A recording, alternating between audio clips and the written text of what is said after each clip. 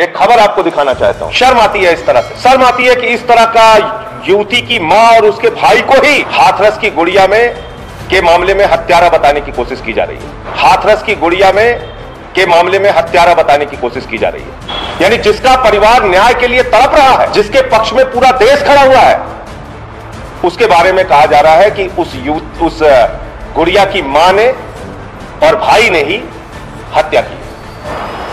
कि सुशांत सिंह राजपूत का जब मामला होता है, सीबीआई जांच का आदेश होता है, एक दिन में नोटिफिकेशन हो जाता है, दूसरे दिन में सीबीआई की टीम जांच करने पहुंच जाती है, लेकिन इस गरीब दलित परिवार की गुड़िया को जब न्याय दिलाने की बात आती है तो 7 दिन हो गया सीबीआई जांच के आदेश की बात कहे हुए आपको योगी जी, 7 दिन के बाद भी आज तक नोटिफिकेशन क्यों नहीं निकला? हाथरस की गुड़िया के साथ, उनके परिवार के साथ, उनके समाज के साथ जो कुछ भी हो रहा है उसके बारे में बातचीत करने के लिए बुलाई गई है। इस पूरे मामले को, इतने बड़े मामले को जिस तरह से योगी जी आरोपियों को बचाने में जुटे हुए हैं, जिस तरह से इस पूरे मामले को डाइल्यूट किया जा रहा है, मैं एक खबर आपको दिखाना चाहता हूं आज जो प्रकाशित हुई है। और यह खबर क्या कह रही है ये आप देखिए। शर्म आती है इस तरह से, शर्म आती है कि इस तरह का युवती की मां और उसके भाई को ही हाथरस की गुड़िया में के मामले में हत्यारा बताने की कोशिश की जा रही है। यानी जिसका परिवार न्याय के लिए तड़प रहा है, जिसका परिवार न्याय की गुहार लगा रहा है, जिसके पक्ष में पूरा देश खड़ा हुआ है, उसके बारे में कहा जा रहा है कि उस गुड़िया की मां ने और भाई ने ही हत्या की। और इस घटना से और पिछले जो 2-4 दिनों से चल रहा है, इससे मन बहुत आहत है। मैं योगी जी से पूछना चाहता हूं, आपको दलित समाज से इतनी नफरत क्यों है? क्यों आप उनको इतना अपमानित कर रहे हैं? उनका दोष क्या है? उनका अपराध क्या है? वाल्मीकि समाज हो, जाटव समाज हो, सोनकर समाज हो, आज वो पूरे देश में आक्रोशित है, गुस्से में है, अपने आप को अपमानित महसूस कर रहा है कि इतनी बड़ी घटना के बाद भी योगी जी आप उनको न्याय नहीं दे रहे हैं। उनके पक्ष में पूरे देश में लोग सड़कों पर उतरे, मीडिया में भी इसको लेकर आवाज उठी,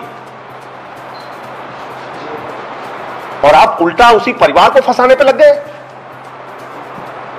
शर्म आती है योगी जी, शर्म आती है कि जो गुड़िया चीख चीख कर दरिंदों का नाम बताकर इस दुनिया से गई, आज उसका चरित्र हनन किया जा रहा है। चरित्र हनन, शर्म आती है।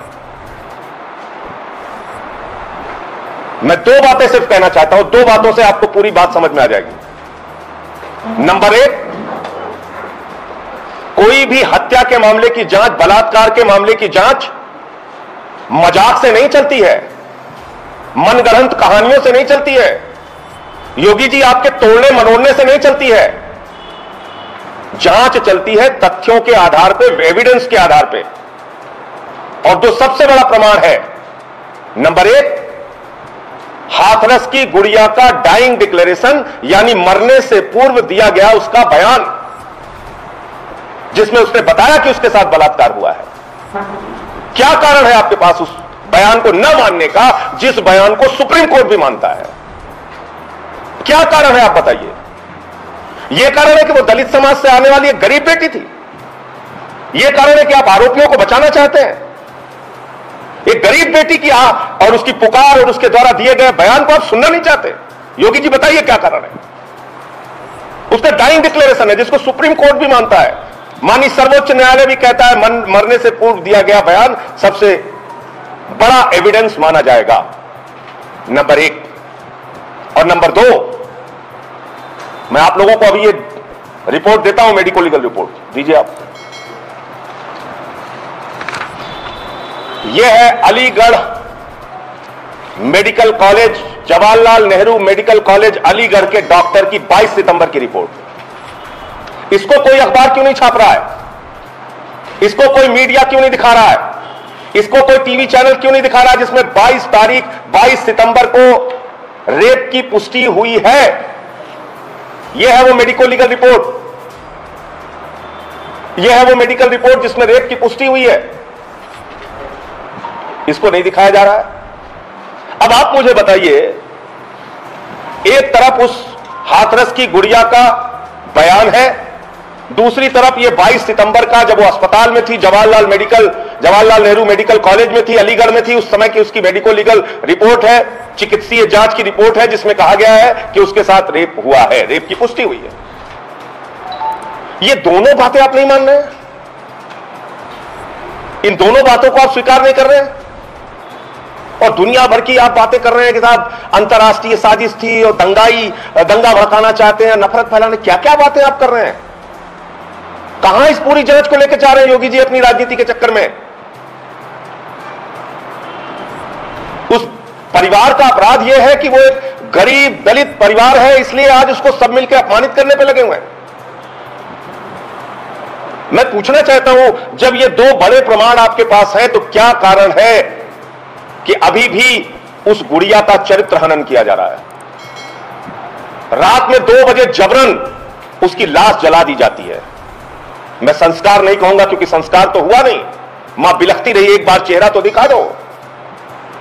संस्कार नहीं हुआ योगी जी, उसको जला दिया आपके प्रशासन ने, पेट्रोल छिड़क के जला दिया, सारे एविडेंस मिट गए,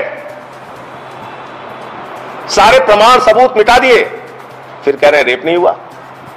तो ये दो, जो उस लड़की उस गुड़िया का बयान था और जो ये मेडिकल रिपोर्ट है, ये दोनों क्या है? ये दोनों रिपोर्ट, ये दोनों क्यों नहीं मान रहे आप? क्या कारण है आपके पास?